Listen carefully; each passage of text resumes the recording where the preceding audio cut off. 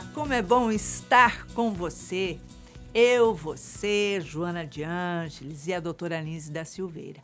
Nós estamos aqui juntos, juntinhos de coração e alma, para fazermos um mergulho interior e alçarmos para o equilíbrio através do autoconhecimento.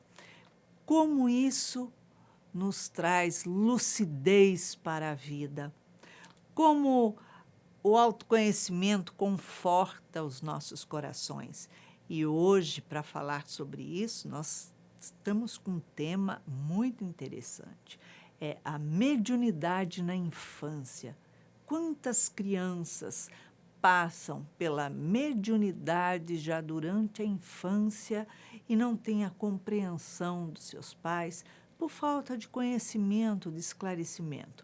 Então, hoje a gente vai falar um pouquinho sobre isso. Fique ligado. Se você quiser participar do nosso programa, nos envie a sua mensagem pelo WhatsApp 21 967 57 3999. E quem sabe no próximo sábado, às 19 horas, aqui na TV Mundo Maior, estaremos juntos reconstruindo as suas emoções. Até lá! Hoje nós estamos com uma convidada já conhecida sua, querida do coração, que é Leila Brandão. Ela é parapsicóloga e hoje está como especialista no bate-papo que teremos hoje. Seja bem-vindo ao Reconstruindo, Leila. Obrigada, amiga. É uma alegria enorme participar com o seu trabalho. Do seu trabalho, no seu trabalho. Do nosso. Do nosso trabalho, É sim. isso mesmo.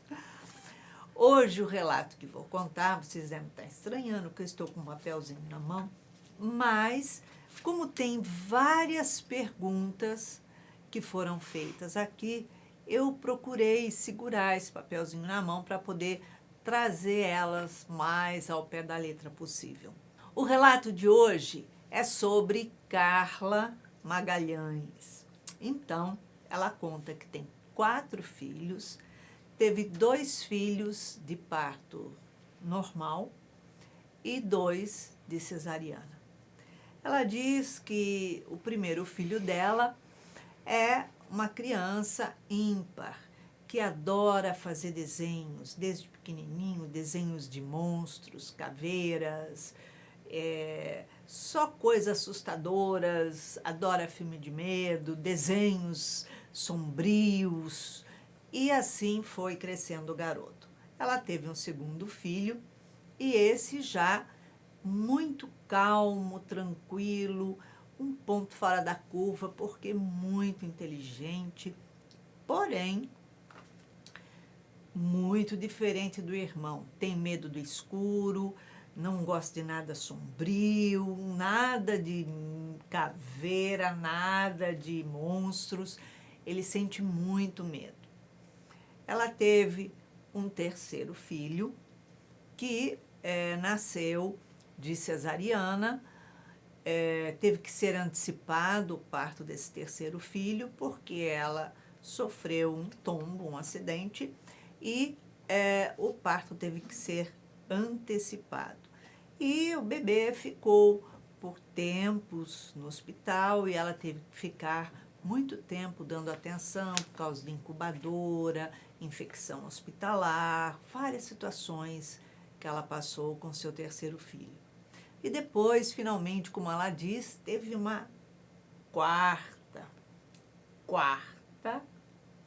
porque é uma menina, e ela ficou, acho que, toda feliz, depois de 3 meninos, né? E ela diz que ela está muito preocupada com o filho. A mãe dela, que era viúva, sempre foi uma pessoa muito mística, sempre deu muito apoio com ela, com os 4 filhos, tudo, mas que está ficando com a pulga atrás da orelha. Porque o André, seu segundo filho, ele tem uma sensibilidade, ele anda vendo vultos, vendo algumas coisas em casa. A mãe diz que é mediunidade, mas ela diz que não imagina, e que ela não queria ter nenhum filho médio. Então, ela faz várias perguntas a respeito disso. Ela pergunta assim: será que estou lidando certo e dizendo-lhe que é pura imaginação? Ou seja, exclui mediunidade dessa história. As crianças e os animais podem ver realmente espíritos, como afirma minha mãe? Ele então seria um médium? Confesso que não gostaria de ter um filho médium. Dizem que os médiums sofrem muito. Algumas pessoas me dizem que essa sensibilidade toda pode ser porque ele seja gay. Meu marido diz que eu não sei educar, porque tenho muita tolerância aos mimimi deles. Ele está praticamente pré-adolescente e cada dia mais confuso e antissocial. Seus irmãos, dizem ele, dizem os irmãos, é o filhinho da mamãe.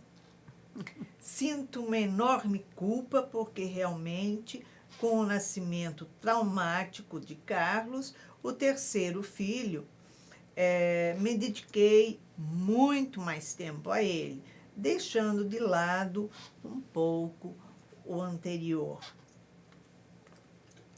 Meu marido foi educado muito diferente e ainda acredita em castigos e punições. Estaria ele certo e eu errada? Como encontrar um argumento para dialogar com ele? E se realmente nosso filho for gay? Morro de medo disso, porque eu mesma tenho muito preconceito com isso.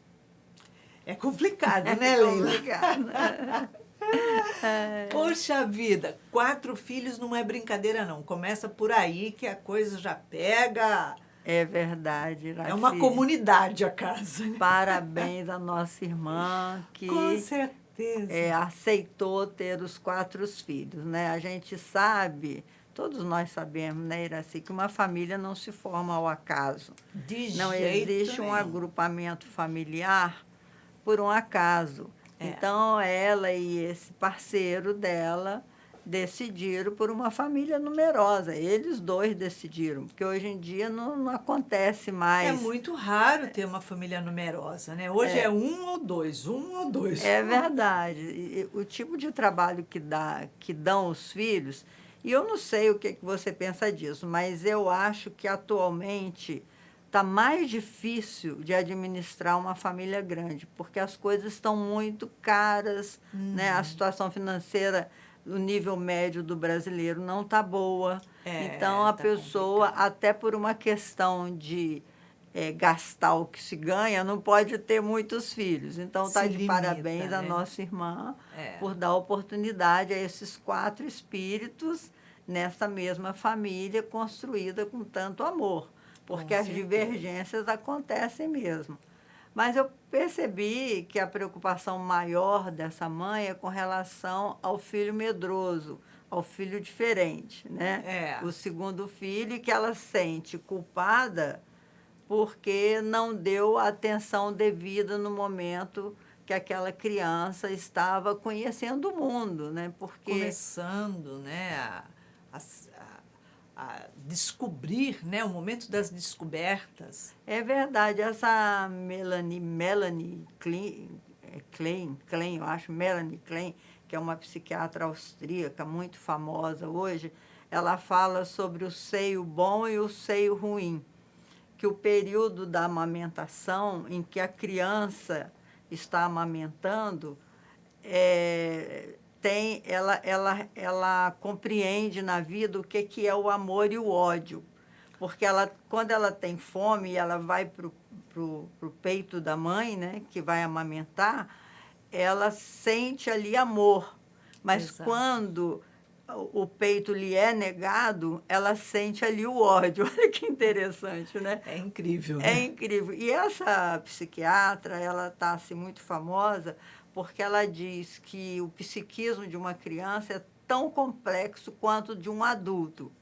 E né? Porque levando em conta que nós somos espíritos, Exatamente. Então, ela é a ciência hoje se manifestando a favor dessa certeza que ninguém nasce uma página em branco mais, já traz a uma sua bagagem, trajetória né? evolutiva, a sua bagagem.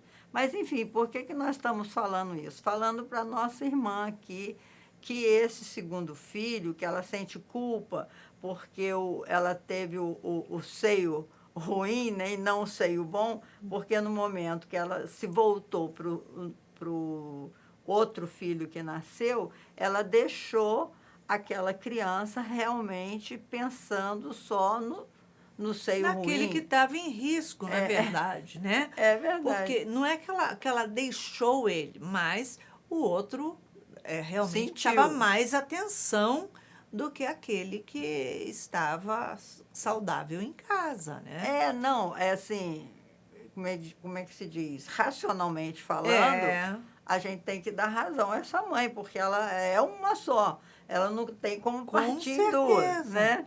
E mesmo o nível de ansiedade que ela ficou ao nascer o terceiro filho, aquilo seca o leite. Porque quando você está amamentando, qualquer estresse a mais que você tem, a primeira coisa, o seu É, leite vai embora, né? exatamente. Então, minha irmã, você não tem que sentir culpa nenhuma com Com relação a certeza. isso.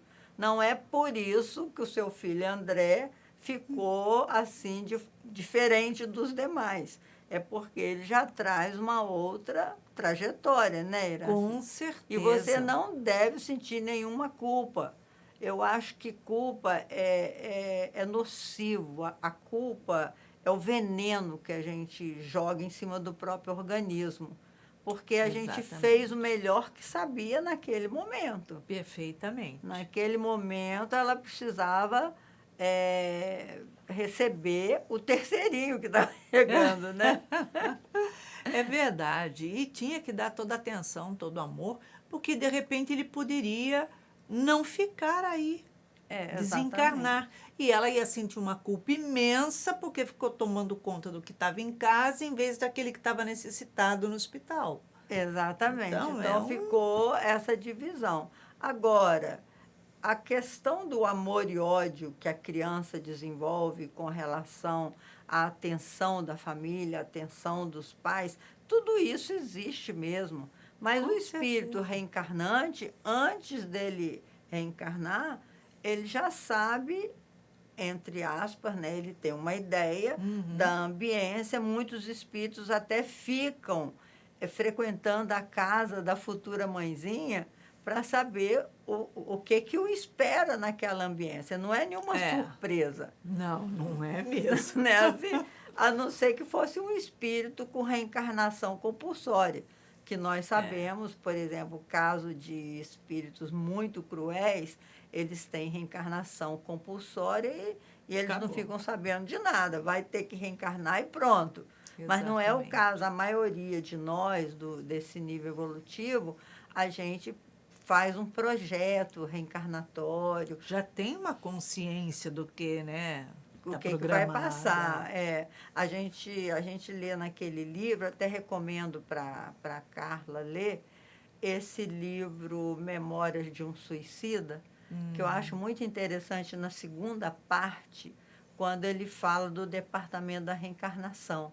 Como que Exato. ele teve que procurar um guia espiritual, como ele teve que correr atrás dos futuros pais que iriam recebê-lo. Mas o mais interessante é essa história do guia espiritual, né? Porque você, antes de vir, você tem que ter um guia espiritual, um espírito que vai ajudá-lo ou ajudá-la na sua nova Trajetória. existência, É, né? Então, esse menino André, com certeza, com essa sensibilidade toda que ele apresentou, ele pode ser realmente um potencial médium ostensivo. Poderia ser. Mas ela não errou em falar que é imaginação, Porque como ela não tinha cultura espírita, é muito melhor ela Com dizer, você certeza. está imaginando, né? Porque a criança realmente tem uma mente super fértil, né? É E verdade. eles criam realmente, mas não significa que toda a criação ali seja literalmente uma fantasia, né? É, Começa por aí. exatamente. Tem um amigo invisível, eu que tive escolinha há muito tempo. Eu tinha um aluno lá muito interessante que eu tinha, eu não, nós, né, trabalhadores da escola, a gente tinha que colocar na hora da refeição, tinha que colocar ao lado do Arthur, o menino chamava Arthur, um outro prato para o amigo invisível dele comer, que ele conversava normalmente com o amigo invisível. E ele só ia para a escola se o amigo invisível dele fosse. E a mãe dele foi conversar com a gente lá, dizer, Leila, mas eu não posso alimentar essa loucura na cabeça do meu filho. Eu falei, mas, gente, é por pouco tempo.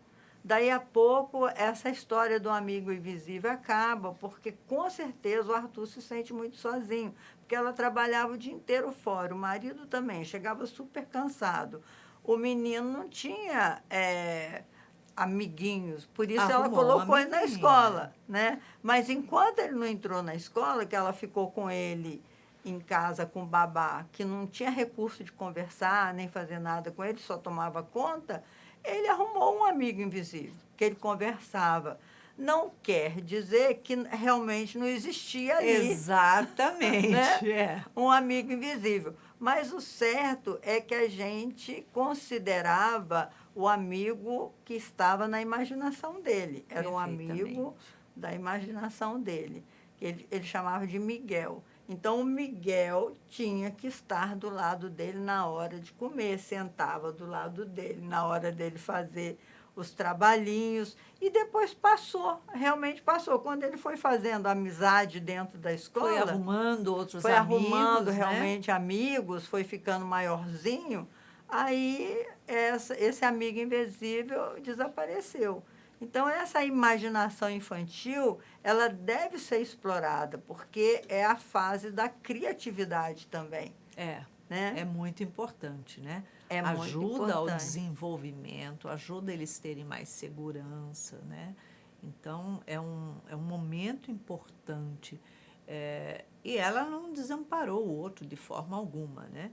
Mas a preocupação dela de ter um filho diferente, de se ele é gay, se ele é médium, o que ele é de O que ele diferente. tem, né? Todos nós somos diferentes um do outro. Graças a Deus, porque se fôssemos todos iguais, a vida seria tão monótona. Já pensou? E é o ser único, né? Na parapsicologia, a gente tem um verdadeiro estudo sobre o ser único. Por que que o segundo filho é tão diferente do primeiro filho? Porque ele é outra individualidade. Se ele ficar muito parecido com o primeiro, ele perde a sua individualidade, ele perde a sua característica própria, né? Uhum. Então, tem pais que muitas vezes rotula ou fala com o filho, olha, você tem que ser igual a fulana, porque fulana é muito inteligente, ela não dá trabalho na escola, ela é brilhante, ela é isso, ela é aquilo, e fica colocando o peso naquele que é o modelo, que ele tem que É, ser o modelo, e fica o segundo, fica com aquele complexo de inferioridade, porque exatamente. como eu não vou conseguir ser igual ao outro. E muito pelo contrário, um erro muito grande das mães dizerem: eu eduquei todos os meus filhos iguais. Você não pode educar todo mundo igual, porque eles são completamente diferentes. Então, cada um requer um tipo de atenção diferente, um tipo de conversa, de negociação diferente. Então, não dá para fazer tudo igual, né? Não dá, é o que a gente chama a sobrevivência do ser único, porque cada ser humano é único. Isso que é muito bonito, né? Cada Fantástico. ser humano é único. Ele, quando ele começa a imitar o outro, ele perde a sua própria identidade. Então, por exemplo, a gente Exatamente. vê que os jovens, eles gostam de ter uns ídolos, né? Uhum. E, normalmente, os jovens, eles ficam vestindo praticamente iguais. É o mesmo tipo de calça, o mesmo tipo de camisa, quando o cabelo, quando é barba, de repente põe o branco, que agora jogador de futebol está tudo ficando de cabelo branco, É. metade preto, metade branco, porque eles querem ser reconhecidos no meio em que eles vivem. Mas Exato. cada ser humano é único. Depois que passa essa fase da identidade, eles não querem mais imitar. Eles querem ser eles mesmos. E dentro de uma família é muito interessante a gente ver essas diferenças individuais, né? Completamente. A gente vê que os filhos são opostos. Um é muito calmo, o outro muito agitado, né? É. E no caso dela, que tem 4, ela vê nitidamente a diferença do primeiro filho, do segundo, terceiro filho, todos eles, né? Agora, a preocupação dela, as questões que ela aborda, né? Será que meu filho é gay porque ele tem uma sensibilidade? Será que ele é médium, então? Então ele tem problema se ele for médium? Vai sofrer muito, não vai? Qual é o problema em ter uma mediunidade, em ser médium? Isso é o equívoco que a nossa irmã colocou, porque o médium não quer dizer que seja um sofredor, não. De jeito nenhum, eu não Muito pelo sofro. contrário. Eu sofri muito antes de aceitar que eu era médium. Aí sim eu sofria, porque eu tinha dúvidas, eu lutava com isso, eu achava um absurdo que eu não estava vendo espírito nenhum, nem ouvindo nada, eu estava com delírio, tudo uma questão de negacionista, né? Aí você sofre muito. No momento que isso se torna evidente na sua vida, viu, Carla? Não existe problema nenhum, é uma alegria.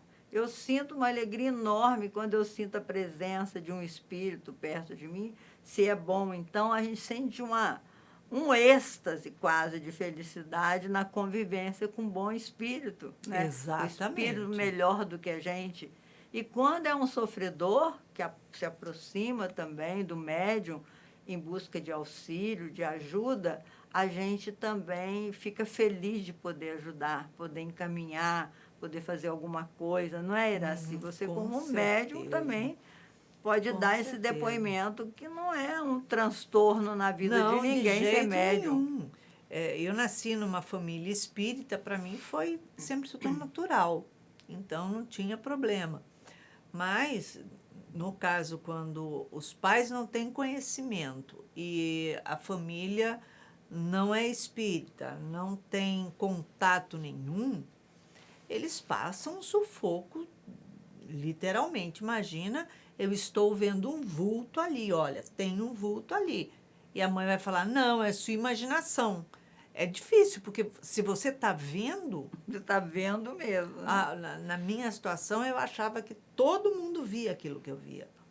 Então, eu não achava que eu via, mas as pessoas não viam. Não, eu achava que todo mundo estava vendo aquilo mesmo. Então, era tranquilo.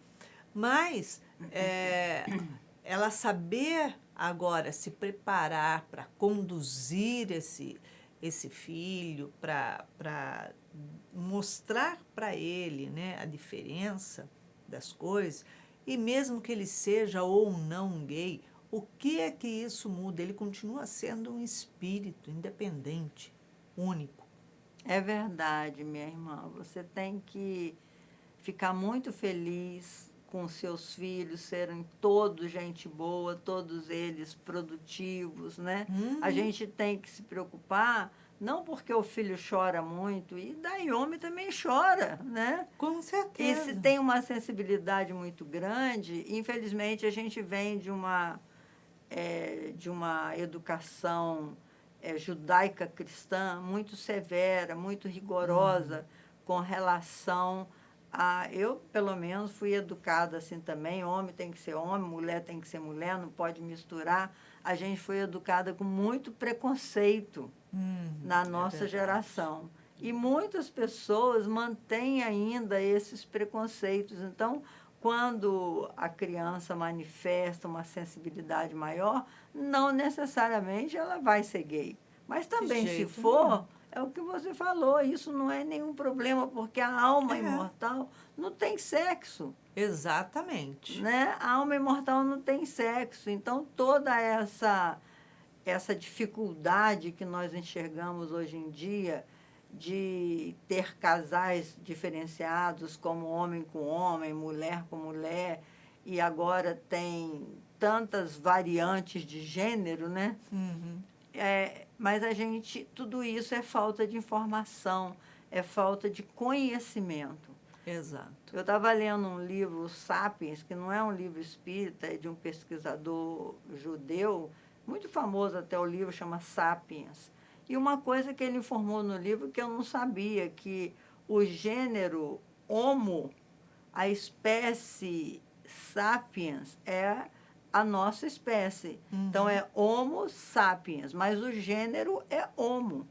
Então, assim, esse homo pode ter várias espécies, não só homem, mas feminino, o feminino que não gosta de sexo, o masculino que não gosta. Tem vários gêneros aí, várias espécies, né? Sim, é. Dentro do gênero homo. É um negócio assim que falta na gente essa cultura de saber. Por Exatamente. exemplo, ele deu o exemplo, só para a gente entender melhor isso. O gênero felino. Dentro do gênero felino, tem várias espécies, como o tigre, o gato, a pantera. Tem todas essas espécies que elas não se misturam, mas são espécies do gênero felino. Então, o gênero Com Homo certeza. tem o sapiens, que pode ser homem, mulher, pode ter qualquer gênero que não é contrário à natureza, entendeu? Exato, não é algo estranho. É como Camille Flammarion, né, escreveu. Exatamente, com a evolução do ser humano, a evolução da espécie, a pessoa virá com os dois sexos. Pode até ser, E eu ela também nunca vai, tinha pensado e nisso. ela vai optar para utilizar aquele que ela quiser da forma que convém. E isso escreveu lá atrás. Século XIX. Né? Então, quer dizer, a gente começa a florear muito hoje, né? Colocando tantas situações como diferentes. Não é diferente. O problema é que você não é igual ao outro. Não é que o outro não é igual a você, que você não é igual ao outro. Então, aí é que está o problema. Então, a gente vê problema em tudo daí. É falta de conhecimento. Os espíritos são muito generosos quando ele diz que nós erramos por ignorância. E é verdade, ignorância no sentido de ignorar e não no Exato. sentido de ser bruto, porque às vezes a gente usa a palavra ignorância para dizer, nossa senhora, esse homem é muito ignorante, é assim, bruto, né? É rude, mas não é ignorante nesse sentido, é ignorante no sentido de ignorar. À medida que a gente Falta vai... de conhecimento. Né? A gente vai buscando conhecimento, a gente vai ampliando o pensamento. E o preconceito, Carla, é uma dessas ignorâncias nossas, né? Exato. É o preconceito, porque é um conceito pré. Antes de você saber o conceito, você imagina que esteja certo. Então, são as crenças erradas que a gente traz a respeito da vida. Não tem conhecimento e aí já julga pela sua própria ignorância, pela sua própria falta de conhecimento e titula o outro lá, que é errado, o outro é isso, o outro é aquilo, o outro é aquele outro. Então, é bem ainda rude de nós, seres humanos, que estamos aqui nessa escola da vida e que encontramos tantas diferenças, então, para a gente, o que não é igual a gente é o diferente, porque é errado, né? Está fora do nosso consenso, né? Vamos dizer assim. É muito bom a gente entender as diferenças individuais, né? E ela questiona, né, se realmente crianças e animais podem ver espíritos. Será que isso pode ver? Quer dizer, ela já admite que há espíritos, então, É, né? Porque ela fala que a já é mãe uma boa dela, coisa. que a mãe dela é mística, né? E É, fala que o filho é médium porque ele está vendo esses vultos. Mas, por outro lado, é, essas visões que ele está tendo é para ter um despertar, né? Não é à toa. E a gente sabe que os animais vêm e as crianças vêm também, né? é verdade, porque os espíritos estão aí ao nosso redor, né? Uhum. E à medida que a criança vai se formando, formando a sua personalidade, compreendendo o mundo, ela pode muito bem interagir com os espíritos. Sim. A Ivone Pereira conta nos livros dela que ela tinha uma mediunidade tão ostensiva que os espíritos apareciam para ela em forma de abóbora, em forma de árvore.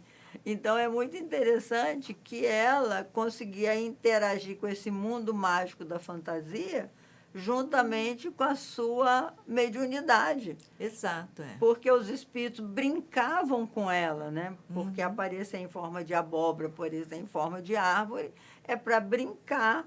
Ela brincava com a dimensão espiritual através da figura dos espíritos. Então, não é nada preocupante.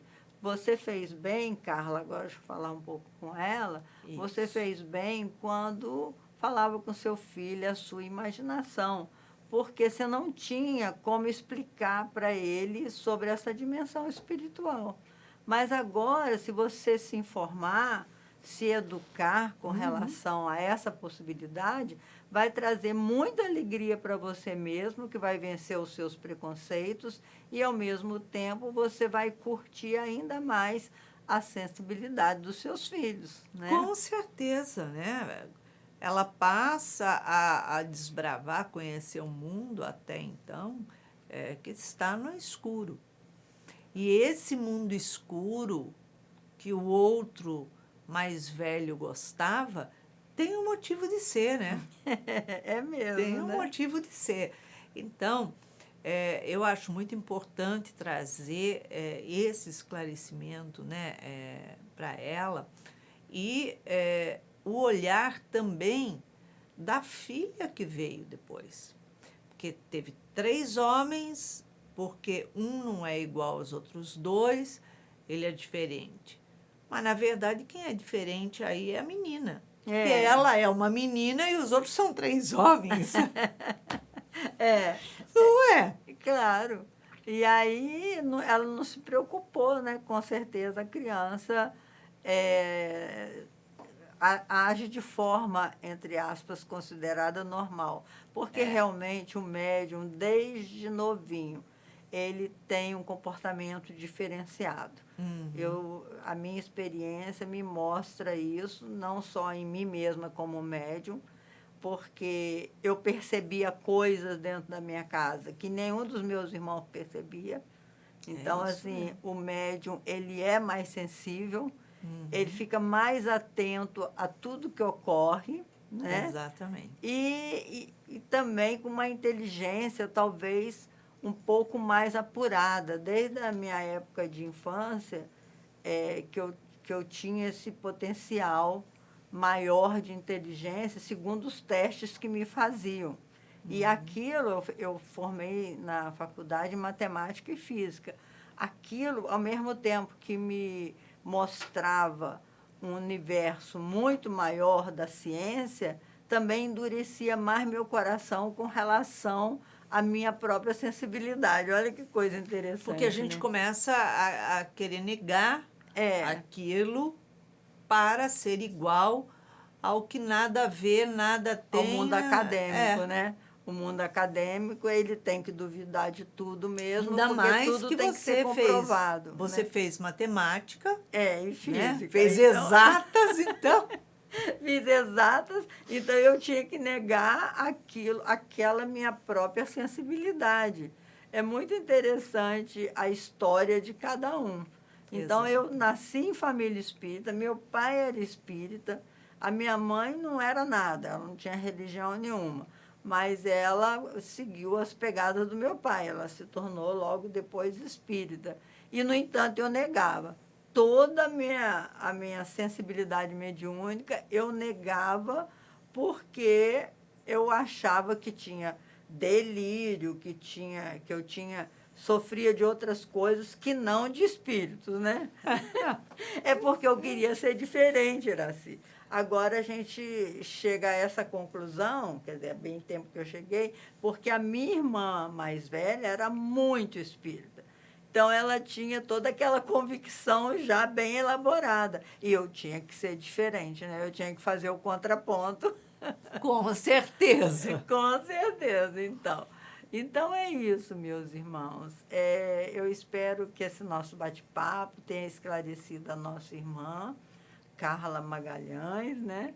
Que ela possa acalmar seu coração. Ela é uma mãe brilhante, tem 3 filhos maravilhosos. Se um for médium, se for gay, nós não podemos aqui dar um diagnóstico porque nós não convivemos com E eles, mesmo né? porque não seria um diagnóstico, porque não há doença Nenhum, nenhuma. nenhum fator aí é de doença, né? É, É, exato. é de uma vida muito boa, se Deus quiser. Então, Saudável. saudável. É isso aí. É, Leila, também mostra o lado dos animais reconhecerem Os espíritos, espíritos. né? Isso é importante. É muito importante. Os animais, nós passamos pela fieira dos animais, né? O que nos diferencia dos animais é só que o ser humano pode planejar o seu amanhã. Os animais não têm consciência do seu existir. O ser humano, ele sabe que ele existe. Penso, logo existo, como É diz isso aí. Descartes, né? Ele sabe que ele existe. E ele pode planejar o seu amanhã. E tudo mais, nós somos 97 ou 99,7% igual um chimpanzé. Nós somos, a nossa natureza animal ainda é muito forte, como diz Allan Kardec. Tem 2 naturezas no homem, a natureza animal e a natureza espiritual. A natureza animal, nós passamos por essa fieira.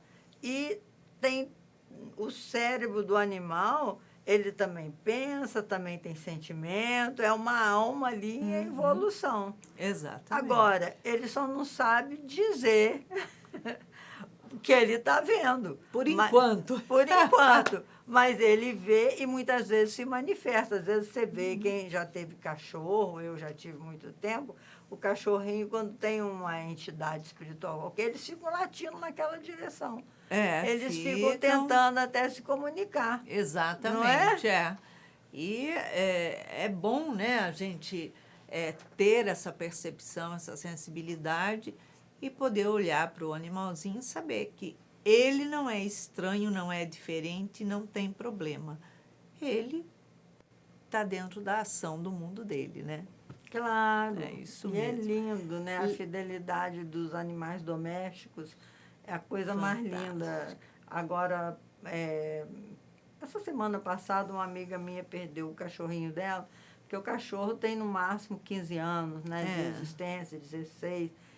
E ela perdeu um filho. Ela ficou assim desesperada, porque tal é o amor que é correspondido pelo animal, né? Então, o bichinho ama, tem inteligência, tem tudo. Tem. Ele só não pode planejar o seu amanhã ainda. É isso mesmo. Mas ele chegará um dia Com certeza. ao homo, né?